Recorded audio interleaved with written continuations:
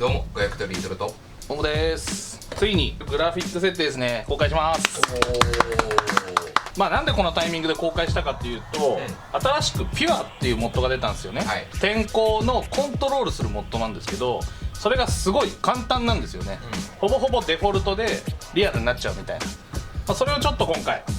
説明していこうかなと思います、はい。まずですね、カスタムシェーダーパッチのソルって多分皆さん知ってると思うんですよ、で知らない人はカスタムシェーダーパッチとソルって何ぞやっていうのと導入方法を動画の概要欄、僕ら説明してる動画あるんで、そちらのリンク貼っておきます。でまずですね、そのピュアっていうのはソルを作ってる人が、作ったモッドなんですけど、僕らの公式ディスコードですね、こちらも概要欄貼ってあるんですけど、テキストチャンネルのモッドパトロンっていうところにですね、このソルピュアを作ってる方のパトロンサイトを貼っておきました。でクリックして中入ると、パトロンって支援ってことなんですけど、こちら有料版になります。でピュアってもう有料版なんですね、結局は。で支援していただくと。でこちらのページちょっとモザイクかかるんですけど、これ支援者じゃないと見れないページなんですよ。でこの中にピュアとソルもまだ公開されてない新しいバージョンのものがパトロンサイトだと公開されていて、そのソルの新しいものとピュアの一番新しいバージョンのものをダウンロードします。でダウンロードしたら導入するアプリケーションを僕ら使ってます。この JSGME ってものをいつも使ってたんですけど、有料版でですね、コンテンツマネージャーの方のコンテンツモツってところにこの JSGME、 これですね、これと同じ機能がコンテンツマネージャーの有料版になると使えるようになるんですよ。ちなみにこの有料版って買い切り5ドルとか10ドルとか好きな支援できるんで、もう買っちゃった方がいいっすね。これは楽だし、楽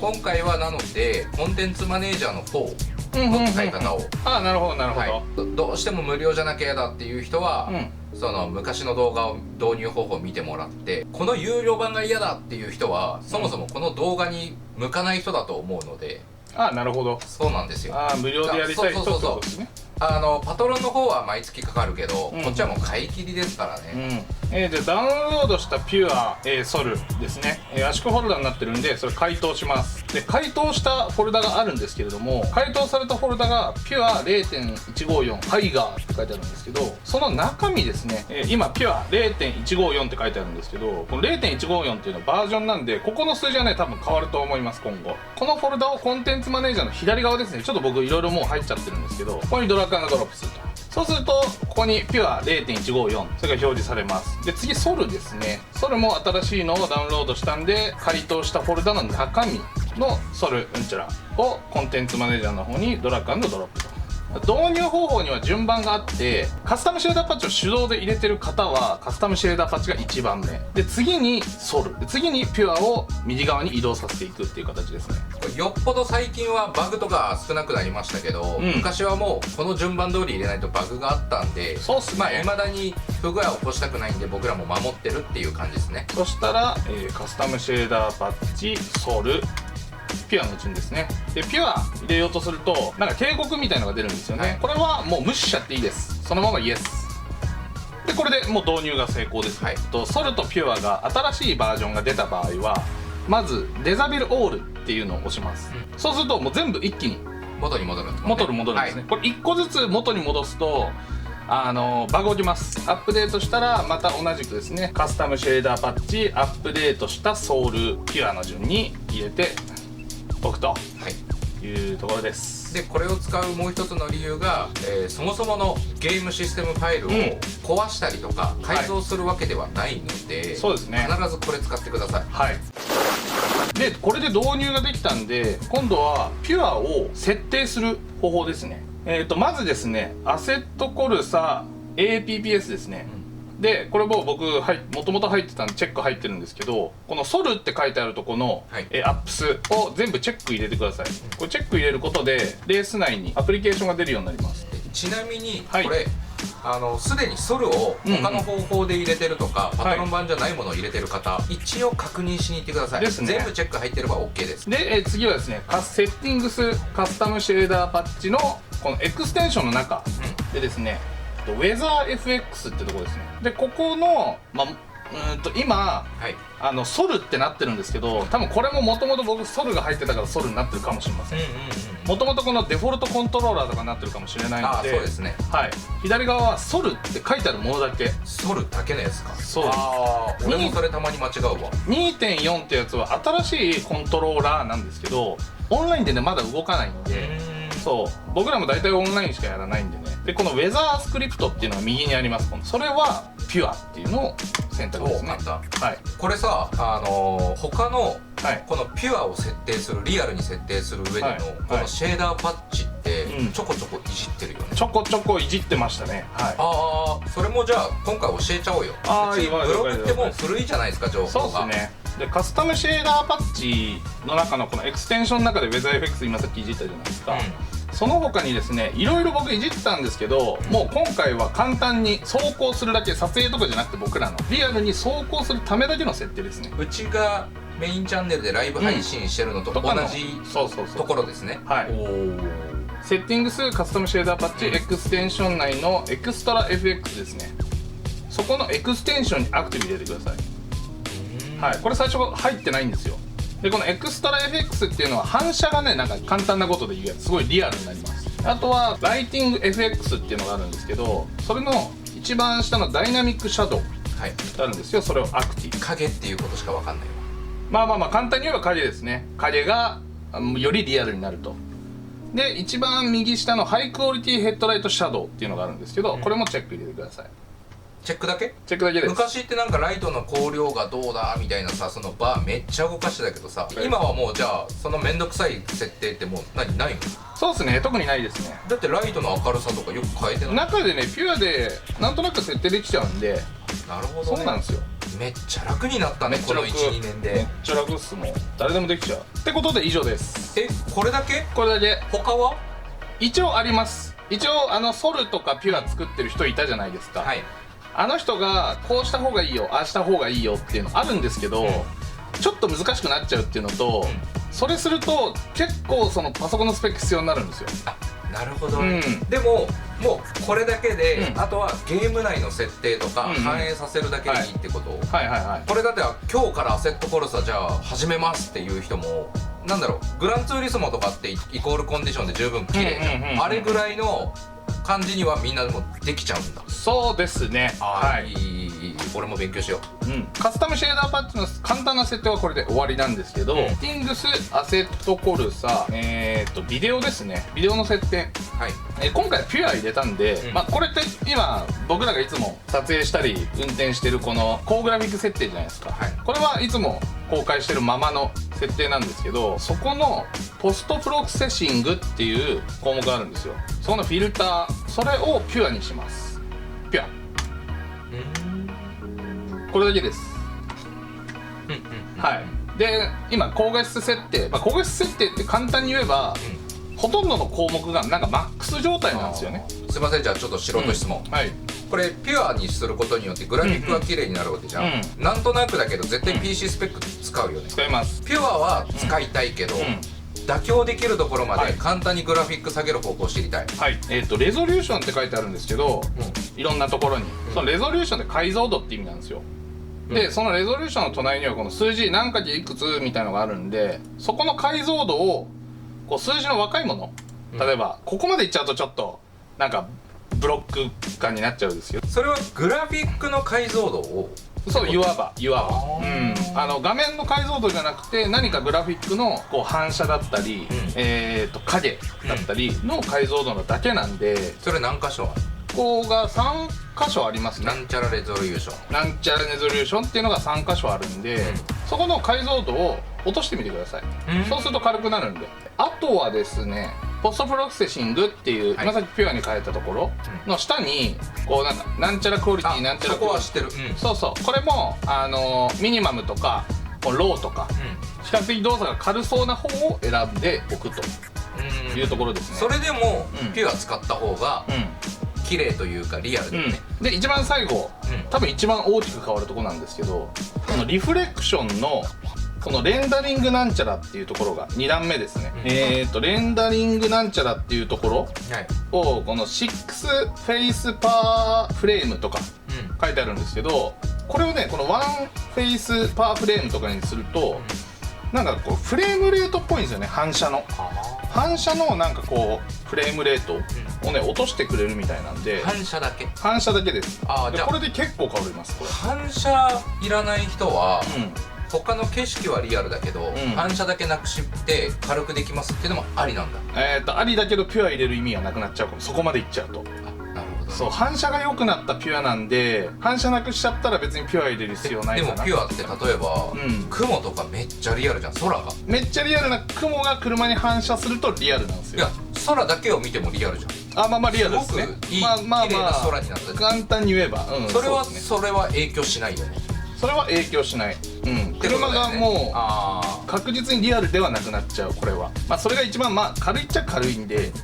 パソコンスペック比較しながらちょっと、じゃあ今言った約4箇所でご自身の FPS を見ながら調整するって感じですね。はい。で天候いろいろあるじゃないですか、ソルって。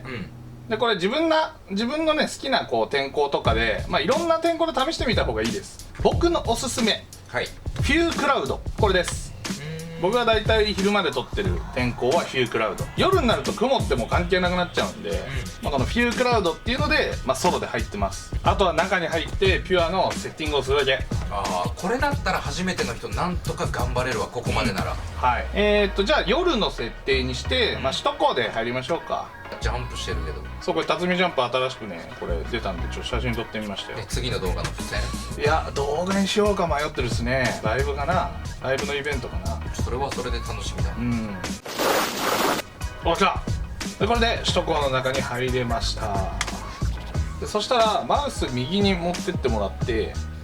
このオール APPS ですね、そこからピュアコンフィグソルプランセレクターですねを立ち上げると。一番下にこのデスクトップ1234という四角いボックスが4つあるんですけど、これプリセットになってるんですよ、アプリケーションの。一番左が走るプリセット、一番右がこう設定プリセットみたいな風にしておくとこう動作が簡単ですね。でこのピュアコンフィグっていうのが明るさとかその色味とか、あとライトの調整とかできるんですね。でこっちの、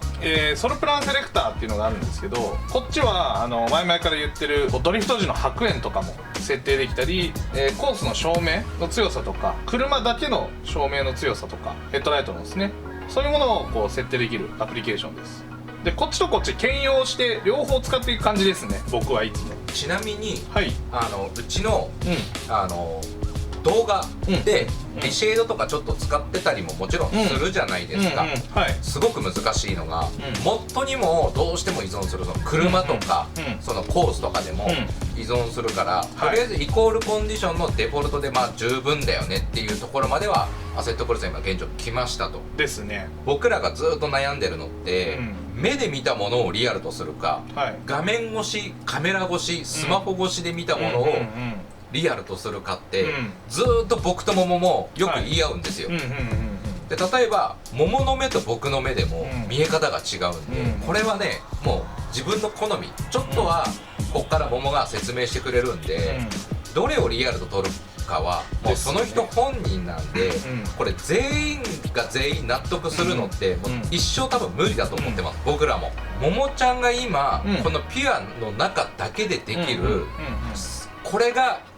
桃ちゃんの好みです。要は桃ちゃんってそのストマニの撮影とかでも全部グラフィック任してるじゃないですか。その最後にそれを公開しましょうよ、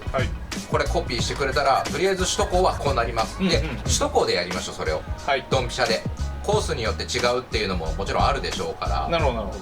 結局今の話ちょっと聞いてて、これ僕らが走るためのグラフィックにしましょうか。動画のクオリティ、ブレたりとか写真用とかじゃなくてすごい暗くって動画用のってね、多分皆さん入れても走らないと思うんです。もちろん僕らが撮影してる映像って映像とはちょっとね明るくしたりとか、そうなんかカメラとほら今さっき言ったようにカメラと人間が見る映像の違いってあるじゃないですか。その今回は人間が見る方の映像でリアルさを出していきたいっていうところですね。ピュアコンフィグですね、ちょっといろいろこう並んでるんですけど、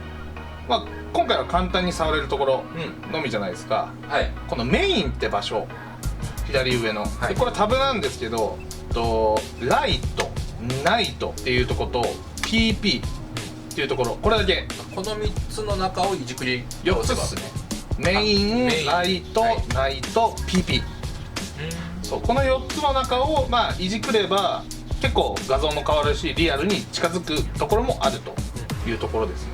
の一番最初ちょっとアプリケーションを説明しましょう。メインのところの、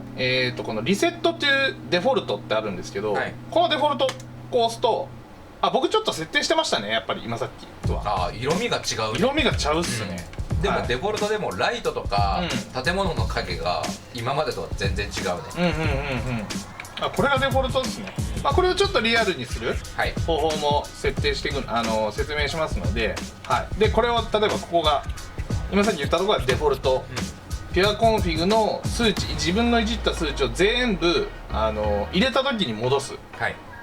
ボタンです。あと下のセーブ、ロード、エクスポート、インポートってあるんですけど、例えばここら辺にじゃチェック入れました、これも設定変わってるじゃないですか、それをセーブのボタンを押すじゃないですか、そうするとここで1回レースから出ても次立ち上げた時はここにチェックが入った状態になります。もうセーブされた状態で入ってくるってこと。そうですそうです、そうです。ちょっととりあえずチェックは抜いておきますけど、でエクスポート、でこれが名前を付けて保存できるんですよね。その今さっき設定した例えばチェックをそこ入れたのを、セーブアスっていうところがあるんで、それでこう名前をなんとかって入れてセーブすると、インポートっていうところですね。そのインポートを押すとこうセーブしたものがいっぱい見えるんですよ。じゃあ車やコースに合わせていろいろ遊んでみることもできる。一応できるって感じですね。でそれをクリックすると今さっきの設定が適用されるみたいな感じのボタンがあります。最初にじゃあ左からいきますか。これライトで下にグーってスクロールしていくと最後の方に CSP ライトとこのリフレクションっていうのがあるんですよ。ここだけしかいじりません、このライトの項目は。で一番上はこれライトの強弱。どこのライト変わってる？全部っす。反射先のライト。空は変わらない。空とかは変わらない。クリックして右にずらせば大きくなるし、左にずらせば数値が小さくなるんですけど、ホイールでもできます。マウスカーソル合わせてこうホイールでこう数値がどんどん今下がってってるんですけど、ホイールで 0.01 ずつ設定もできるし、例えばこれ設定デフォルトに戻そうと思ってこう1を狙うんですけどなかなか狙えないんで、右クリック一発でこうデフォルト数値になります。で1回いじったところってこう黄色くなるんですよ、ここはなんか元の数値と違うよって、自分がいじったとこだよってなるんで、この黄色くなってなんか変だなと思ったらここを右クリックするとデフォルトに戻ると白い文字に。で2番目、CSP ライトエミッシブってあるんですけど、これがこうライトの光源の眩しさ、これですね。こんな感じ。基本的にコースってことですね、今のところ。ごめんなさい、車もなんですよ。この車のヘッドライトのこの眩しさもここでこう変更できます。コースもね変わっちゃうんで。なるほどね。全体的ですね、もうこのレースの中全体的な光源の明るさ、眩しさ調整と、あとはリフレクションですね。リフレクションっていうのが反射です。でこれもコースと車全体的なものなんで、リフレクションの2項目目、リフレクションレベルっていうのを上げるとこんな感じに車はピカピカになるんですね。今は分かりづらいけどコース側も反射するところがあると反射しちゃうと。コースの窓ですね。コースの窓とかちょっと見えないかな、そこら辺に見える。コースの窓にコースの照明が反射してるんですけど、その反射もね一応強くなっちゃいます。であとはその下のリフレクションエミッシブブーストっていうのがあるんですけど、これがコースのこの光源ですね、ライトとか、この照明とかをボディに反射させる大きさです。でもコース側も変わっちゃってるね。コースの反射もやっぱ変わっちゃいますね。ここら辺は全体的に変わっちゃうんで、コースが大きく変わる項目なんですね。じゃあライトっていうところ全部ですね、この中身の、車も変わるし、コースの首都高だったら建物多いんで、建物のリフレクション反射も変わりますね。でライトの項目は以上ですね。そこ以外は僕はあんまり触らないです。で次はナイト項目なんですけど、ちょっとライト消しますね。で峠のコースってたまにこういうコースあるじゃないですか、真っ暗で見えんみたいな、ヘッドライトつけてもヘッドライトが照らしてるところしか見えないんで、全然走れませんと、そういう時ですね、このナイトの項目はナイトのローエストアンビエントライトっていう項目があります。これ数値大きくしていくとお月明かりみたいなのがね路面に照らされるんですよ。俺これたまに撮影で使うやつじゃん。もうリアルどうでもいいから綺麗に走りたいからちょっと全体的に明るくしたいけどどうもってよく聞くやつだこれ。そうですね、これ覚えておくと便利だよ。うん、便利ですね。最後 PP ですね、はい、この PP のところの一番上なんですけど PP アジャストメントっていうところがあるんですよ。その多分クリックするとこう項目が7つかな出てきます。それのすごくよくいじるところは色合いと明るさですね。PP サチュレーションっていうのが色合いです。例えばこれを0にすると白黒になったり、それを反対側に持っていくともうすごい色がめちゃめちゃ濃くなると、はい、海外っぽいですね。その下の PP ブライトネスですね。これが明るさです。これは照明とかもうんぬん全体的な明るさなんで、もちろん空も明るくなります。こんな感じ。はい。そっか、さっきの俺がよく使うやつとちょっと似てるんですよね。まあそうっすね。はい。まあ明るさが調整できるよっていうところです。今さっき説明した項目あるじゃないですか、はい、まあそれを使えばリアルに寄せられるかなってところなんですけど、それがピュアコンフィグの設定ですね、はい、でもう一つ出したこのソロプランセレクターっていう方あるんですけど、ソロプランセレクターのこのパワートラックってところですね、コースの照明だけこう暗くしたい人、明るくしたい人はこのパワートラック LITMULT ってとこを押すとこうやってコースだけね暗くなったりします。はい。でもヘッドライトも一応そのコースに反射してる判定なんですよ。なんで一応ヘッドライトもこう若干こう明るさは変わっちゃいますけど、大きくコースの明るさを変更するところはここで、その下のカー LITMULT っていうのがあるんですけど、ここがヘッドライトだけの明るさ調整です。峠とかでよく使えそうだね。そうですそうです、はい、まあここがもともとコンテンツマネージャー戻ってやったりしてたんですけど、ここで調整できるようになってたので、はい、下のパワートラックスペクター MULT っていうところがこれコースの路面の反射ですね。こんな感じ。光の反射？光の反射です。はい。なので0にすればもう全然反射しないんで、はい。まあここら辺もこうねリアルなところを皆さん狙っていただいて、これもコースとか車でいろいろ変わってくると思うんで、まあ僕はとりあえず今回は150ぐらいですかね。まあまたこの後ねいろいろ設定していくんですが、とりあえず150に。意外と設定項目少ないから結構助かるかも。そうですね、これとこれだけなんでアプリもすごい楽かもしれないですね。デフォルトでも十分だと思うし、はい、まあいろいろ触ってみてもさっきも僕が言ったように、2クリックでフレームはデフォルトに戻せるから、いろんな項目をそう結構触ってみても怖くないアプリケーションかも。折れちゃってもこのメインのところでね全部戻っちゃうんですよ、これで。デフォルトに今回は優秀ですね、このピュアは、まあ有料版っていうだけあってすげえ考えられてるなって思いました。はい、これでとりあえずまあ設定は以上ですかね。はい、じゃあこの後、桃が頑張って設定した動画を流しますので、またこういう面白いこととかね簡単にできるようになったんで公開しますっていうのだったら率先して公開していきますんで、また次回の動画もお楽しみお待ちください。それではガヤフトリでした。